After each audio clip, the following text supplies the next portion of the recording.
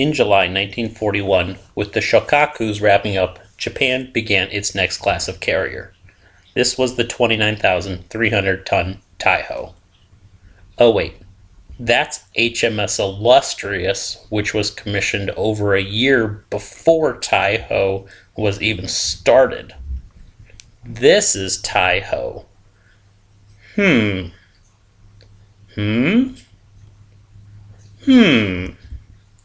Intended to be the first of 6, she was essentially an armored variant of the Shokaku class. Of course, other priorities and Japan's limited industrial capacity ultimately meant she would be one of a kind.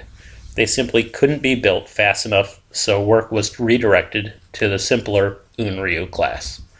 The reasoning behind her radical departure in concept from any Japanese carrier before her was due to a shift in strategy.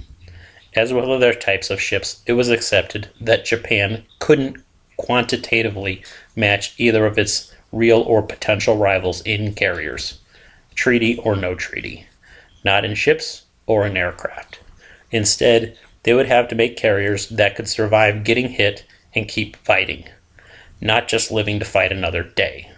In short, it was assumed the bomber would get through. Does that sound familiar? As such, the requirements was that she would have more armor, especially on the flight deck, so that aircraft could continue to operate even after the ship was hit, rather than being mission killed. The specification called for the armored flight deck to be able to resist a 500-kilogram bomb. Where have I heard that number before? The trade-off was that to maximize protection, there could be no midship elevator. Also, the flight deck armor could only cover the area between the 2 elevators, the center of mass as it were. To help alleviate the problem, the remaining 2 elevators were larger than on previous ships. Wait, 2 elevators?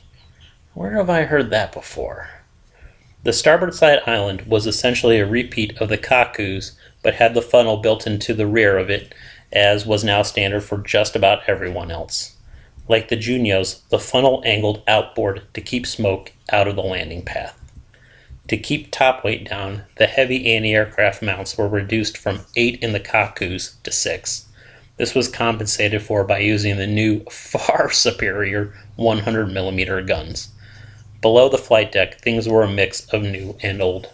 Like other large Japanese carriers, she had 2 stacked hangars. The lower one narrower than the upper one. The hangar's sides were enclosed as in previous ships, but were now armored. Also, the bow was enclosed. Interestingly, unlike that other design, the hangar was not part of the ship's frame. It was superstructure built on top of the hull. The main strength deck was the lower hangar floor. Either way, like that other design, all the armor reduced the ship's aircraft capacity. Despite being larger, it could carry less aircraft than the Kakus. This was intended to be mitigated by adopting deck parking, as the US was already doing and the British would eventually adopt when it began operating in the Pacific. Doing so, in theory, would allow her aircraft capacity to be raised up to that of the Kakus. The lack of aircraft and pilots, of course, meant this never happened. Down in the hull, her machinery was a repeat of the Kakus. Expecting to be able to keep fighting, she had a significantly larger magazines than the Kakus and could carry more avgas. That proved useful. You may say, despite how she looked on paper, she wasn't indomitable. She wasn't even formidable. And she certainly wasn't victorious. Taiho was started July 10, 1941, and was completed March 7, 1944. All her sisters and half-sisters were canceled. Main armament was 6 twin 100mm 65 caliber dual-purpose guns on sponsons, 3 mounts on each side at the upper hangar level. Armor around the bridge was 40mm, while the compass platform had 25mm. The armor on the flight deck was only between the 2 elevators. topping the hangar and was a combined 95 to 100 millimeters thick. The elevators themselves had 25 millimeters. The sides of the upper hangar were 25 millimeters. The port side of the lower hangar had 16 millimeters, while the starboard side had up to 20 millimeters. The lower hangar floor had a combined 48 millimeters over the engineering and the aft magazine, with 75 millimeters over the forward magazine. Both magazines were roofed with 75 millimeters. Belt armor was 165 millimeters aside the forward magazines, 55 millimeters aside engineering, and 130 millimeters aside the rear magazine. The avgas tanks had 50 and 60 millimeters on the front and back respectively, with 90 millimeters atop the forward tank and 100 millimeters atop the rear tank.